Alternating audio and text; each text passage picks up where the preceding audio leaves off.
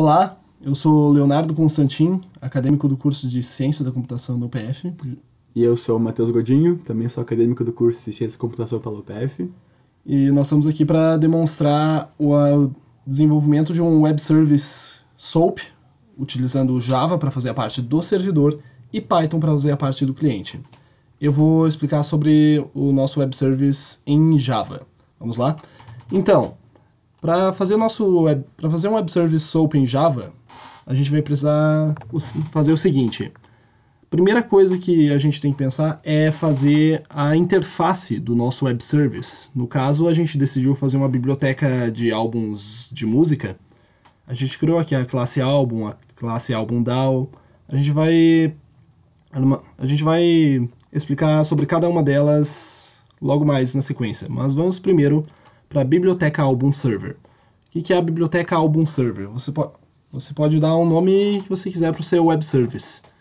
Mas a gente tem que separar, por boas práticas, não por obrigação, a gente tem que separar eles em duas partes. A primeira que é a SEI, a Service Endpoint Interface, que é a nossa interface, que vai ser o modelo, assim, os métodos que o nosso web service vai ter que providenciar.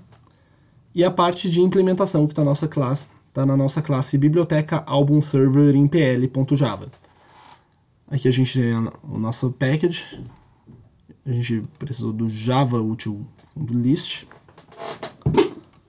Isso aqui são só imports básicos e não tem mais muita coisa que a gente tem que dizer, é intuitivo. A gente tem aqui a anotação @webService, que denomina que a nossa interface aqui é um web service conforme as especificações da JAX-WS, que é a API Java para serviços web XML. E a gente tem a gente tem a anotação aqui @webMethod, que determina que isso também são métodos do web service, que a gente vai usar. Agora vamos ver a implementação aqui em biblioteca álbum server em pl.java. Aqui a gente tem a outra parte, a parte que implementa a SEI, que é a Service Endpoint Interface. Aqui a gente tem o nosso Service Implementation Bean. O que é isso? É a nossa classe que vai implementar a biblioteca álbum server. É a parte onde a gente vai desenvolver a lógica do nosso web service. Então aqui a gente tem a anotação web service, onde a gente passa como parâmetro endpoint interface igual ao local da nossa classe, no caso br.pf.ccc.sd.bibliotecaálbuns, que é o nome do nosso projeto, .webService, que é o nosso pacote em específico aqui, .bibliotecaálbumserver, que é o nome da nossa interface. Aqui tem todos os outros imports, que também não vem muito ao caso exatamente agora. A gente tem aqui a classe AlbumDale, que é o objeto de acesso aos dados da nossa classe álbum, que a gente vai explicar logo mais. Aqui a gente implementou o método que retorna os álbuns da nossa lista. Ele está só retornando o método do objeto AlbumDale que a gente criou. E a gente tem a função insereAlbum, que recebe como parâmetros uma string título, uma string artista, que pode ser a banda também, uma string gravadora e um inteiro ano. São basicamente, como a gente pode dizer, uma certa forma de encapsulamento, um certo encapsulamento para um método da classe AlbumDale, para a gente não acessar isso direto. Então vamos para a classe álbum. Aqui a gente tem na definição da nossa classe álbum, a gente tem o código, que é um long. A gente tem os outros atributos dos quais a gente já falou. E aqui uma coisa interessante de se notar, o construtor vazio da classe é requisito da JAX-B, que é a arquitetura Java para Binding XML, que é a arquitetura Java para conversão dos tipos de dados das nossas classes Java para os tipos de dados do XML.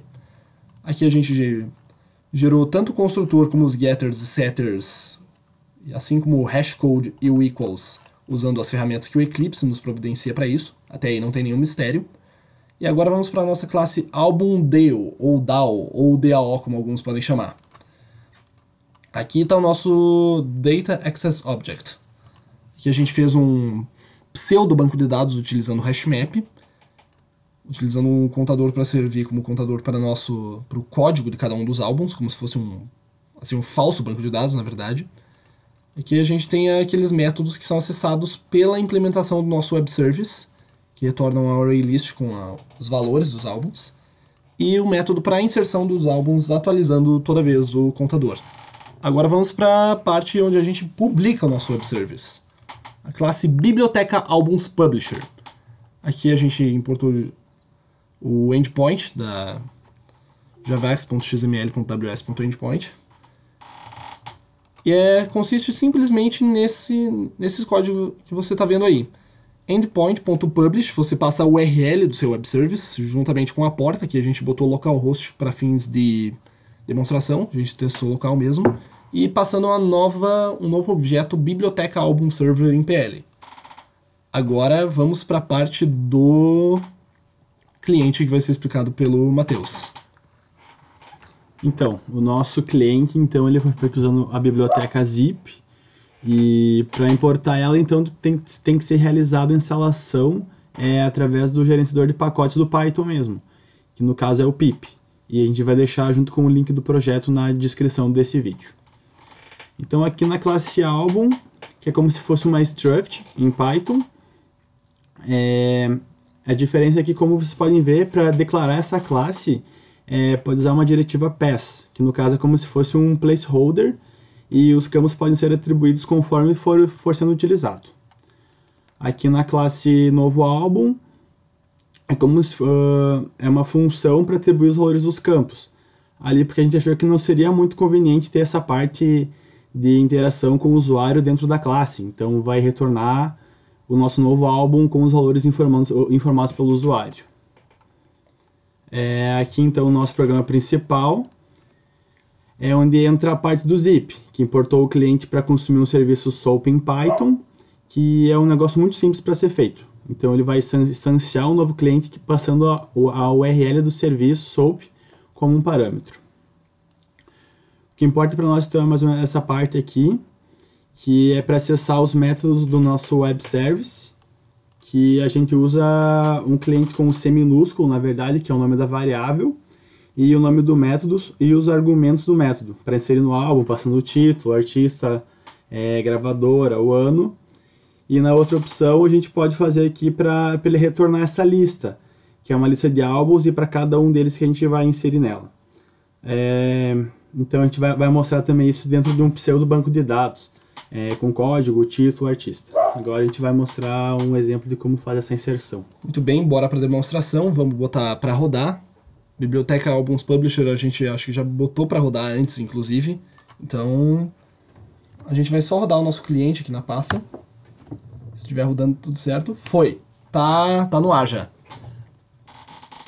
A gente vai listar os álbuns que a gente já tinha inserido antes. Agora, para inserir um álbum, eu vou usar a opção 1. Vou botar um título qualquer aqui, literalmente. Um nome qualquer. O artista do álbum pode ser uma banda qualquer. Da Exclusiva Records.